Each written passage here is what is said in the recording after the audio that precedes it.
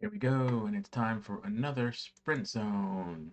This one's for 531, and it's a small but strong crew as we cruise up County Road 5.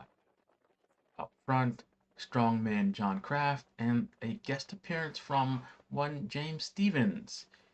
He's looking for a low TSS day, so he decided to, or week I should say, and he decided to join us. We've got Ian in the bright yellow green, Kent Winters in the red but now defunct Peloton kit as we cruise along. I'm just looking for a mellow time today. I had raced the Memorial Day before this, and although that's not excuse for not being all that strong, that's going to be my explanation for this one. Making the right turn here onto Prospect, and it is the official start of the sprint zone, and everybody is looking to have a good time.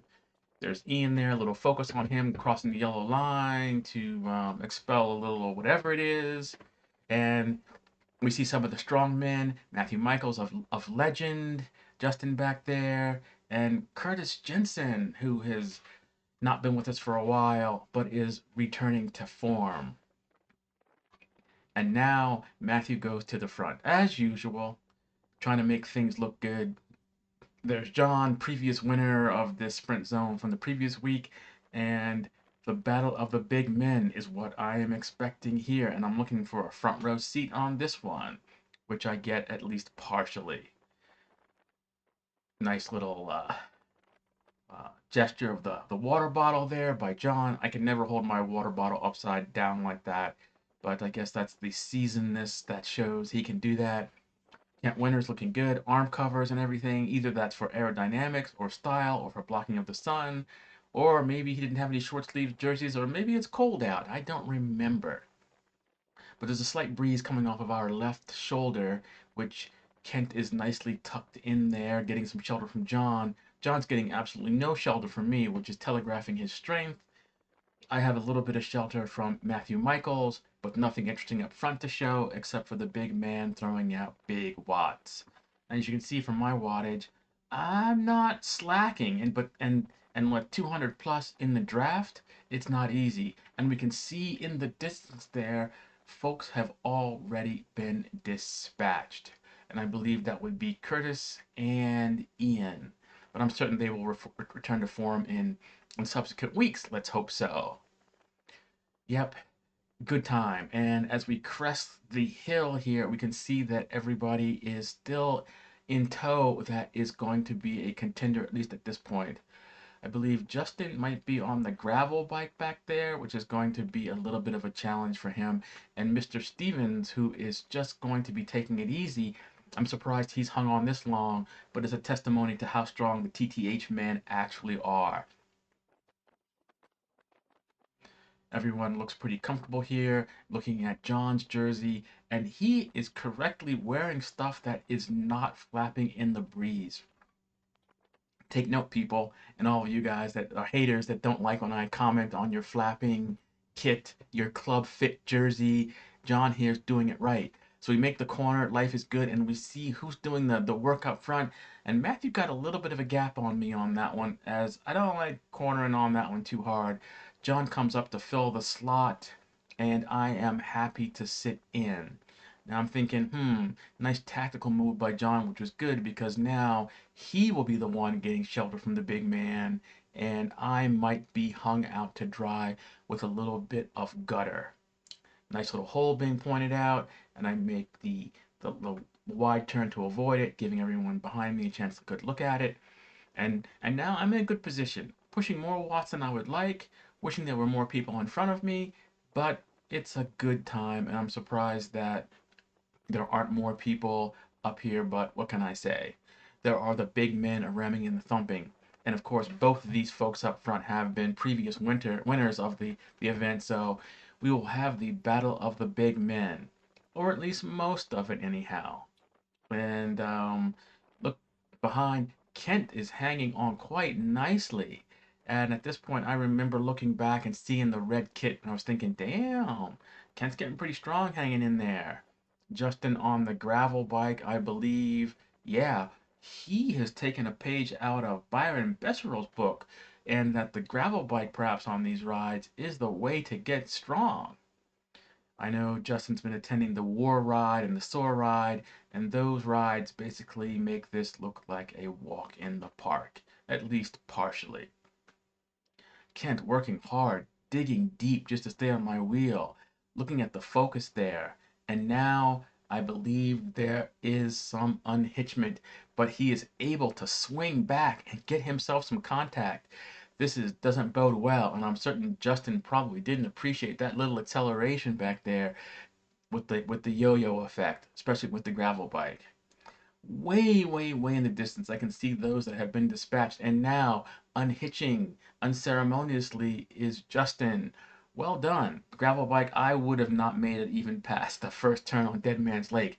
Now Kent is hunkering down, and we're looking at the wattage. I know I probably have a little bit of shelter. I don't think Kent has much shelter. And at this point, he looks back to see Justin gone, and he has also given up the ghost. And so now it's just three of us.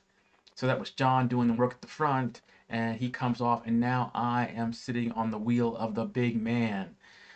This was challenging. I was mentioning that, yeah, I raced the day before, yada, yada, yada. And Matthew's like, yeah, well, I ran 10 miles the day before, no excuses. So sitting in, hopefully life is good. And looking at the wattages, it's like I am not pushing a ton of wattage here, but for some reason, like during the event, I was like tired. So there's John who came off the front looking good. And you can see now there's some wattage being put out 240, 220, and I'm sitting in the draft. And at this point, I was like, I don't know. I don't know if I can hang on here. And there's this little section here, where there's this little grade. Most people can't see it in the video. It doesn't look like much. But if you're looking at the wattage, you can see that it definitely steps up a bit.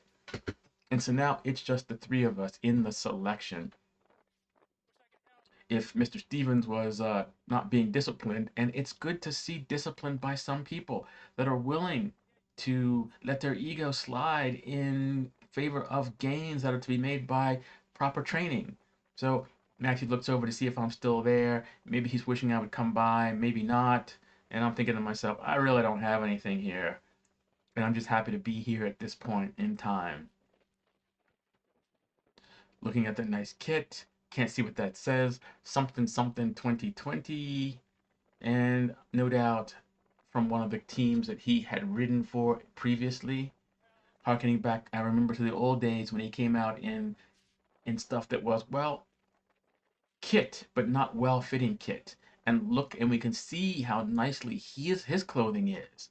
There's no rippling of the fabric here with the wind. It is tight. Maybe a little bit behind the neck there, but that's always a problem. And the reason why aero helmets come back and they cover much of that area. But it would be kind of dorky to wear a full aero helmet here. Matthew moving over, looking for someone to take over, and that would be yours truly. And at this point, I know that I am not long for this earth. But I figure, yeah, if the big men are going to battle, I should at least go up front, give them both a little bit of respite, and it can be somewhat of a fair battle to the end. And spoiler here, my camera died in the middle of this, so we don't really get to see the end, but I'm really not there anyhow. So it doesn't really matter. But looking back, they look pretty comfortable. I'm moving up into the middle of the road or close just to give them enough shelter. And you can see how very nicely they are echeloned. John looking pretty comfortable back there, and I can tell that it's not an issue for him. Speaking with him later in the day, TTH has not been a problem for him. And in fact, he enjoys that. So that's just a testament to how strong he really is. The big man in the back recovering a little bit, even though I'm not throwing out that much wattage. But certainly being out front, it takes a little bit of time to have your heart rate come back. And Matthew looks back, there's nobody there, and the film is about to run out at this point, and I will describe what is about to happen next. It looks like, and I'll describe it here. Matthew makes an attack, and I am unable to go. John is able to get on his wheel, and they battle for the top, and I think one of them beats the other by like a foot or so. Anyway, I'm gonna have to start my camera like later on to get different batteries so that it doesn't die. But A good time was had by all. Peace.